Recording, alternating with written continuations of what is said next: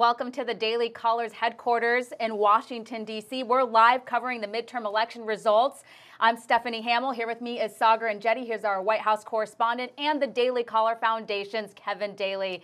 Now, we'll be covering the most watched races throughout the country, bringing you the breaking news as it happens. And later tonight, we're going to unveil our very special technology. We spent billions and billions of dollars on this. You won't want to miss it. It's Patents are pending. Patents are pending, and it's the Slime Cam. So you're going to be able to witness what's going on in real time. You're not going to want to miss this. But we'll get to that in a bit. And I must say that the stakes are high in this election. Polls are closing. A lot of these races are way too close to call. But I want to get your guys' input on some of the things that are going on right now, specifically some of the races like Indiana, South Carolina. Yeah, you know, just to talk about things at kind of a general level in the House, putting aside national factors that we typically think about, like the enthusiasm gap or the generic ballot, the fact is there are just a lot of on-the-ground factors that favor Democrats in this election. I mean, just look to Pennsylvania, for example, where the Pennsylvania Supreme Court invalidated the old congressional district map in Pennsylvania and imposed an entirely new map over the state that created 4 new districts that favor Democrats. Those are districts that were once held by Republican incumbents that tonight Democrats are expected to win fairly easily. That puts Democrats on a glide path to pick up 4 or 5 seats, really without much difficulty. And then we've also seen a wave of Republican incumbents retire this cycle. Over 40 Republican incumbents chose not to seek re-election. I'm thinking specifically of people like Darrell Issa in California's 49th district, or Elena Ross-Latinen in Florida's 27th district. These are districts. They're very competitive districts. Right. I mean, the Florida 27th has already been called for the Democrat. That's already a Democratic pickup this evening. So just even putting aside what's happening in the national political environment, there are just a lot of factors that favor Democrats. So there's a lot of factors that are going on at play. Right now, it's 8:23 p.m. here on the West Coast. What we have for you is that we can report a D+2 gain for the House of Representatives. That means that Democrats have picked up 2 seats that were previously held by Republicans. Now remember, they need to gain approximately 25 seats in order to win control of the House of Representatives. We don't have any other results that we can bring you on that front. But we do know things are very, very close in some of the districts that we're watching very closely that we are considering to be bellwether elections. One of those is the Kentucky 6th District. So what we can look at right now in Kentucky is that we have about 84.7% of the vote which is reporting, and we have the Republican up by around 5,000 to 6,000 votes right now. That's a decent sign because it was seen, this is a Republican district which the president won by 15 points. And there was a lot of thought that if this was easily to become a Democratic seat early in the night, it's a little bit late for this district actually, then there were signs of a blue wave to come. So it looks like things could be less good for Democrats in the House, but that doesn't mean they're going to take over. And again, it's early, but you do talk about bellwethers. There are a couple worth keeping an eye on in Virginia.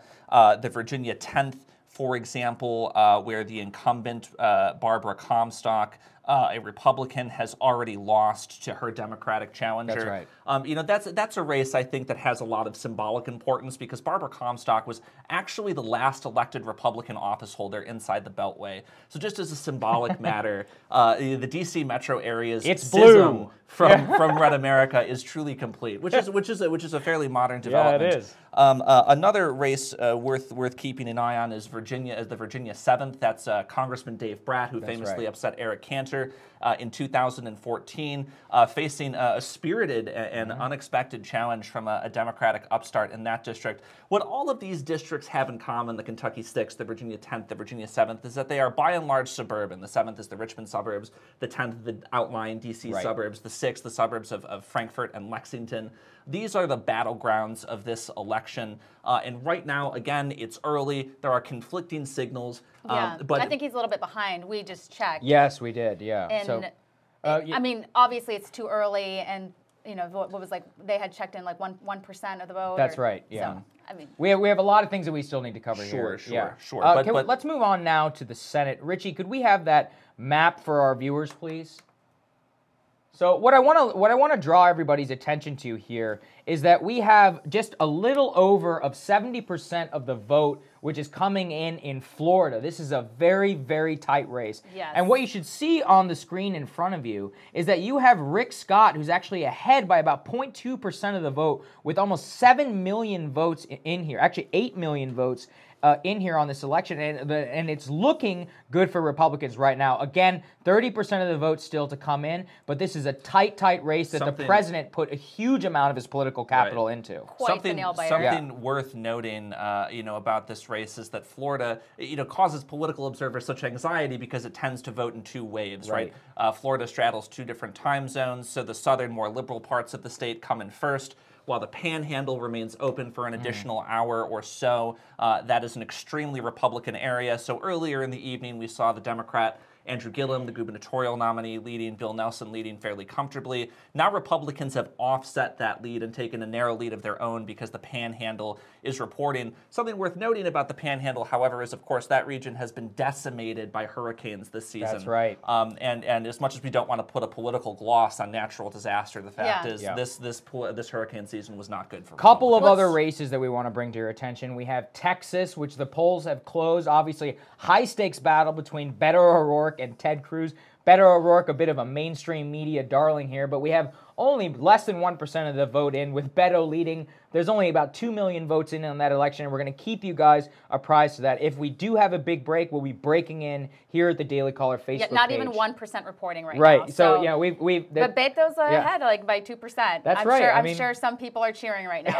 There's a couple of people who are at his headquarters. This might be the happiest time of their lives. We want to call out the Indiana Senate race. So we have Mike Brown, who the president visited and campaigned for 4 different times, who is up by almost 15% of the vote, with 37% of the vote reporting. We also have West Virginia, where Democrat Joe Manchin, in a state which the president won by over 45 points, who seems to be holding on, but we only have about 5% of the vote in there. Yeah. He's up by about 10 points. And then we actually have Virginia, which is one of the first semi-competitive states that we can officially call here tonight, which went to Senator Tim Kaine, with Republican Corey Stewart, who was defeated. Not really a surprise there. Not a huge surprise. He was generally down in the points. And those are the big Senate races that we have. We also have a little bit of the vote that's coming in Missouri, but not enough in order to bring to you. So again, we're going to be keeping you live here. But why don't we switch now to the governor's races, Stephanie? What do you think?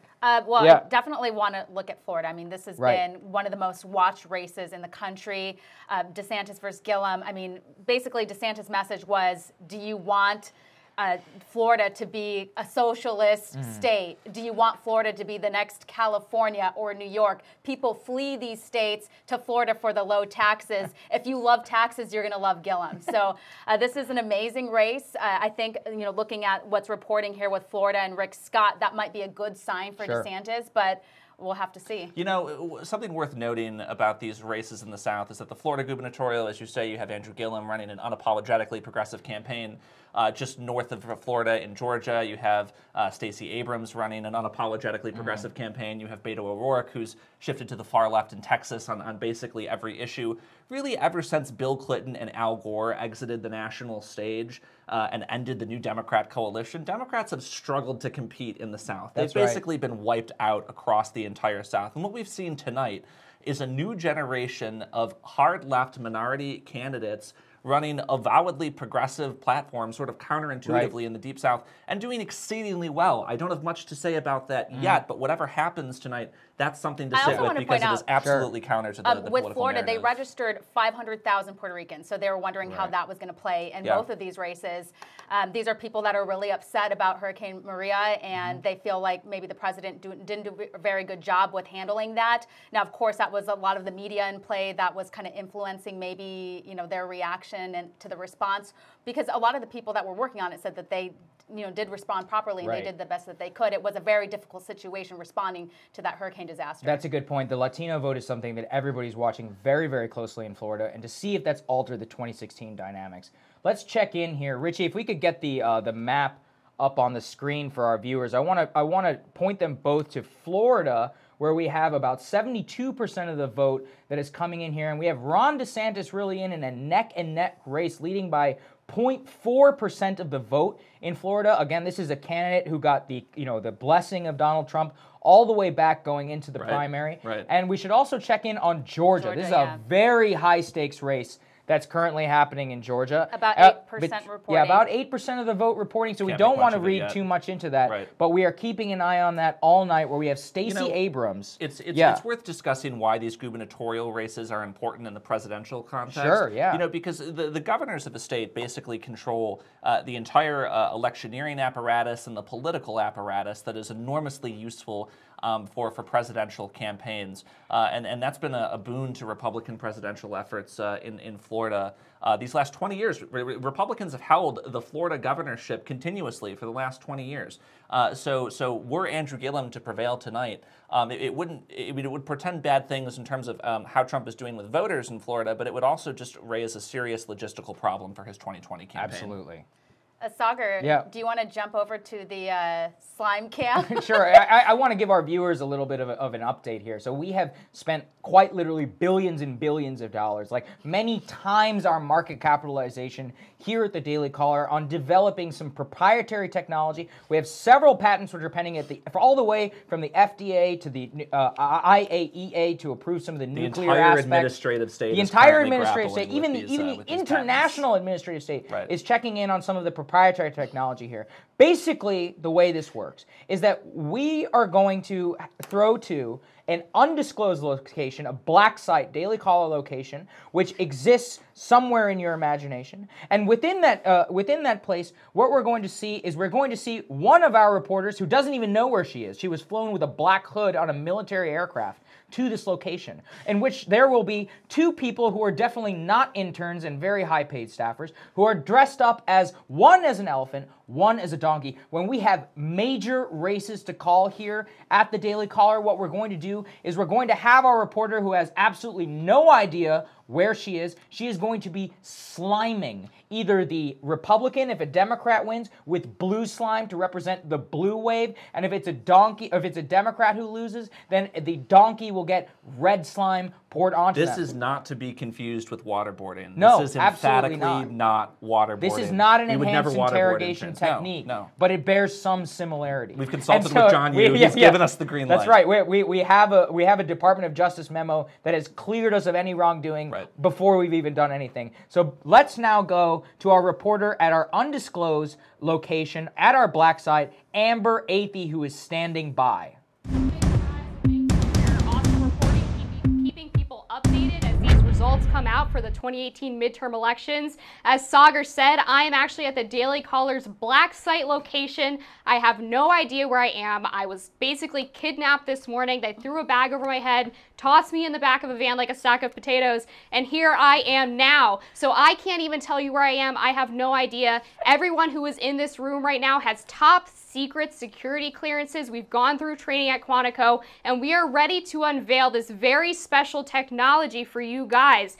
As these big races, as these tight races get called, we are going to have a special sliming for our two highly paid veteran reporters right here, definitely not interns. We already have our Democratic donkey here ready to get slimed. Our Republican elephant is going to be coming in later, and you guys are going to be the first ones to witness this patent pending billions of dollars worth of technology. So make sure you stay tuned throughout the night as we're able to bring this to you live from the Daily Caller's off-site, black site, highly top secret location. Thank you guys so much for tuning in. We're going to kick it back to our news headquarters in Washington, D.C.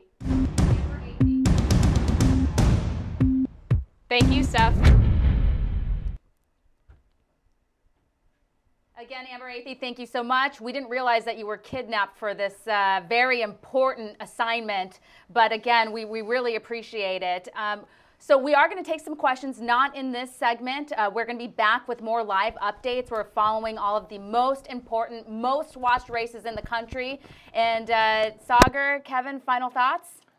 Oh, do us a favor and check in next time you watch our broadcast. We want to know where you're That's coming right. to us from. I want to know all of your questions. I want you to check in on that Facebook. I want you to tell me exactly where you're commenting from. Probably, if you could drop a location pin, Drop a pin, so I can lead you straight to your location. I can know and target my analysis specifically for you. Right. We're keeping an eye on the map. We're going to have everything for you, and we're going to break in live next time we have a major race to call, so it can be slime time.